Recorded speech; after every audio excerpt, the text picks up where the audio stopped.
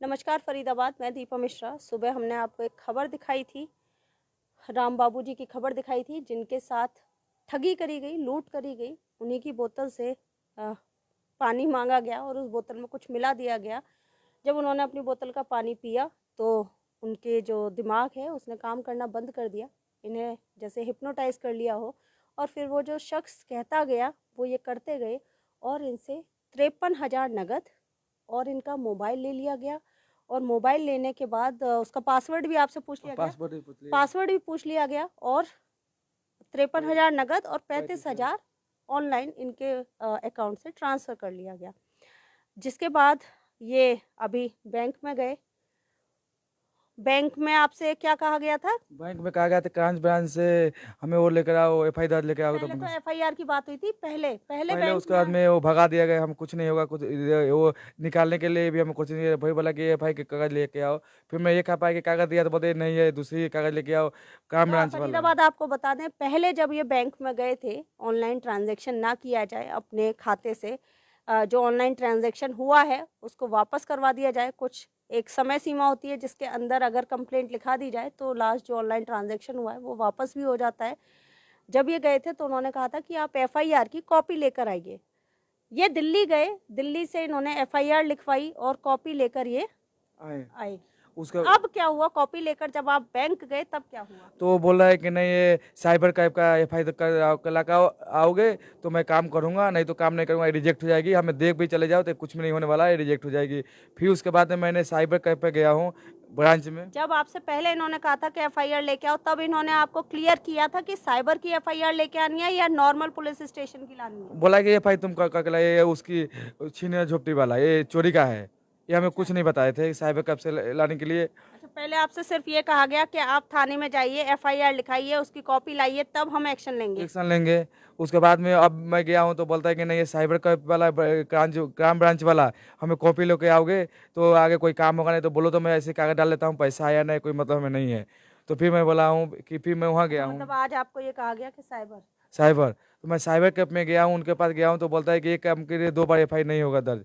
कहाँ से आओ तो बिहार से, चलो जब बिहार में तो भाग जाओ। उन्हें साफ साफ जवाब दिया है कि ऐसा कुछ नहीं होने वाला है, जब जो गया हो गया पैसा, यहाँ दोबारा एफआई दर्ज नहीं होगा। तो मैं तो यही कह रहा हूँ हमारे खट्टर सरकार से, हमारे भाजपा सरकार से, कि ऐसा अंधेरे गंदी क्यों हो रहा है? क्योंकि कोई गरीब को इंसाफ नहीं दिवा सकते तो कुछ छीन क्यों रहे हो आप तो लोग? क्या ये साइबर क्राइम वालों ने आपसे ये बोला, साइबर थाने वालों ने, कि अगर आपने एक जगह एफआईआर दर्ज करा दी है तो दूसरी जगह नहीं हो सकती? नहीं हो सकती है, आप यहाँ चले जाओ, अपने जाना है जब बिहार, चले बिहार भाग जाए यहाँ से। और दूसरे एक और अब अधिकारी से बड़ा, इसको ले निकाल, बाहर निकाल इसको, कि ये यहाँ यहाँ कुछ क्या नहीं नाम बोल था रहा है। ऑफिसर का? ऑफिसर का नाम है पता नहीं है जी। कौन से सेक्टर में गए थे आप? ये बलमगढ़, ये थी वो ओल्ड में 16 है नहीं, ये आगे रोड से आगे कौन सी है? यहाँ पे साइबर थाना सेक्टर 17 में जो हर है। से 17 में। हाँ, वहीं गए थे। 17। हाँ, अभी अभी का बात है, बस 5-10 मिनट पहले का बात है। अच्छा, हम्म। तो उन्होंने क्या कहा कि ऐसा कोई नियम है कि अगर आपने नॉर्मल पुलिस स्टेशन में एफआईआर लिखा दी है, उन्होंने आपको यही बोला है ना? तो साइबर उसमें थाने में नहीं लिखा नहीं सकते? दिखाएगा कि एक बार में 2 एफआई दर्ज नहीं आपने लिखाएगा। उनसे पूछा नहीं इसका सॉल्यूशन क्या है? बैंक वाले मुझसे बोल रहे हैं कि साइबर थाने में जाके कंप्लेंट लिखाइए, तब मेरे अकाउंट में वो ट्रांजैक्शन वापस होगा। आपने ये बात नहीं बोली, उन्हें अपनी परेशानी नहीं बताई? सारे परेशानी बताई तो बोला कुछ सुनने के राजी नहीं है। फिर उसका बाद बोला कि भैया अब तो भूल जाए, तो हो गया तो हो गया, अब दोबारा कंप्लेंट लेकर आएगा, यही देना है तो दो, नहीं देना तो फिर जाओ, यहाँ कुछ नहीं हो सकता है। हमेशा तय किए हैं। तो फरीदाबाद आप देख सकते हैं, अभी इनसे बात करने का और दिखाने का एक ही मकसद था कि एक गरीब इंसान अपनी जो कहते हैं पाई पाई करके पूंजी जो इकट्ठी करी थी और जिसको लेकर अपना घर बनाने जा रहा था, बिहार जा रहा था, उसके साथ ठगी हो जाती है। ठगी होने के बाद जिन जिन के पास वो मदद के लिए गया, वहाँ से उसे निराशा ही हाथ लगी। चाहे वो दिल्ली पुलिस स्टेशन गए हों पहली बार, वहाँ जब ये एफआईआर लिखाने गए तो वहाँ क्या चोरी की लिखा दी गई? वहाँ मैंने व्यायाम सारे, जो है जैसे मेरे कांड हुआ था वैसे लिखवाए थे, मगर वो व्यायाम जब वो एफआई दर्ज किए थे, फिर चोरी की, चोरी सिर्फ मोबाइल चोरी का और पैसे चोरी का हमें दिया गया था। ठगी की नहीं ठगी करी? का कुछ भी उसमें नहीं, एफआई दर्ज में है मेरे पास। और आपको बता दें, जिन लोगों ने सुबह की खबर नहीं देखी है, उसके बाद ये डीसी ऑफिस गए दिल्ली, हाँ, दिल्ली है ना? डीसी ऑफिस गया। वहाँ इन्होंने कंप्लेंट करी, जिसके बाद जो एक्चुअल मामला इनके साथ हुआ था उसकी एफआईआर दर्ज करी गई।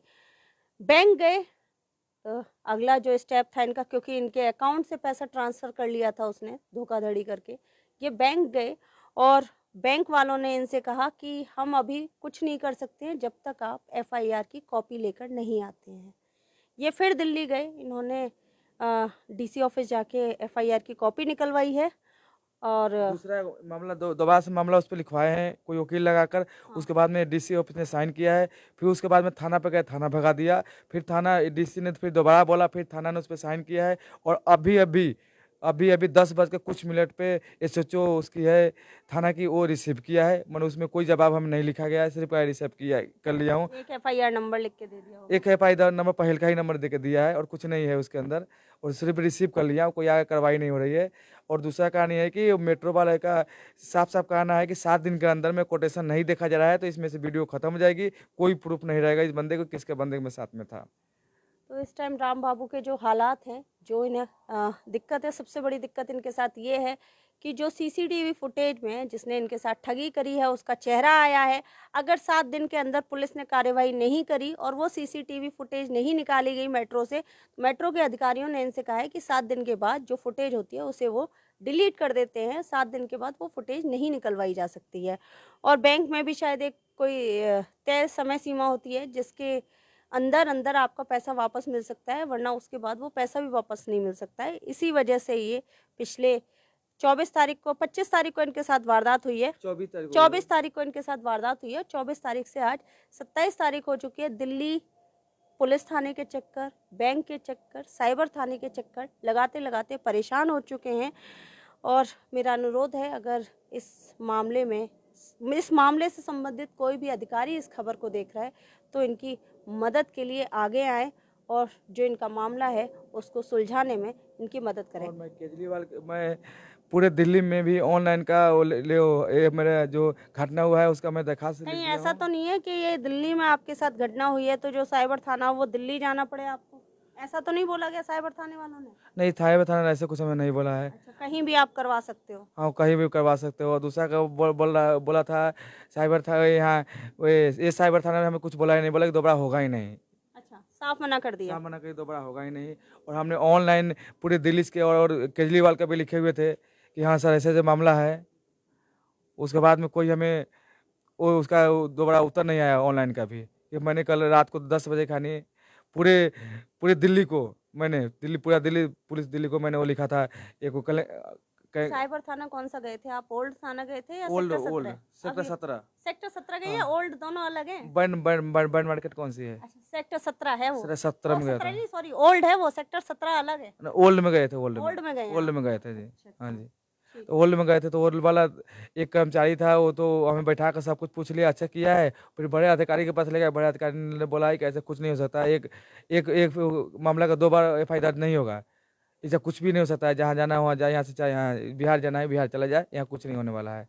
फिर थोड़ा देर बाद मैं बोलता निकाल इसको बाहर, निकल के वो इतना देर मार रहा है इससे साथ में, जाने दे इसको बाहर। फिर हमने वहाँ से निराश होकर बाहर आ गया हूँ। और हम सरकार से यही निवेदन है हमारा, आप मीडिया वाले से सब कोई से मैं यही निवेदन है कि आप अच्छा अच्छा शेयर करें कि हमारा आगे तक बात पहुँचे, हमारा पर पैसे मिल जाए। आप लोग से यही विनती है हमारी ये सरकार से।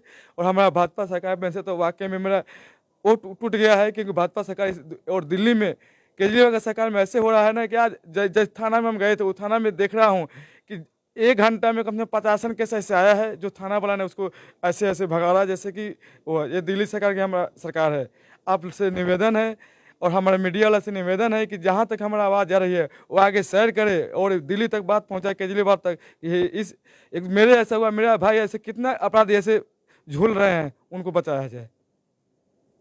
फरीदाबाद देख सकते हैं आप, एक 88,000 की नुकसान होना और उस नुकसान के साथ साथ जो मेंटल प्रेशर होना, जो ये इधर उधर भटक रहे हैं अपने लिए कि कहीं से उस अपराधी को पकड़ा जाए, उसको पकड़वाने के लिए इधर उधर भटक रहे हैं, उससे भी कहीं ना कहीं ये टूटते जा रहे हैं और उम्मीद खोते जा रहे हैं। लेकिन अभी भी गुहार लगा रहे हैं दिल्ली सरकार से, हरियाणा सरकार से, संबंधित अधिकारियों से कि जो कोई भी इस मामले में इनकी मदद कर सकता हो प्लीज़ आगे आए। जोड़ेंगे फरीदाबाद आपको ऐसी अनमहत्वपूर्ण खबरों के साथ। बहुत बहुत धन्यवाद।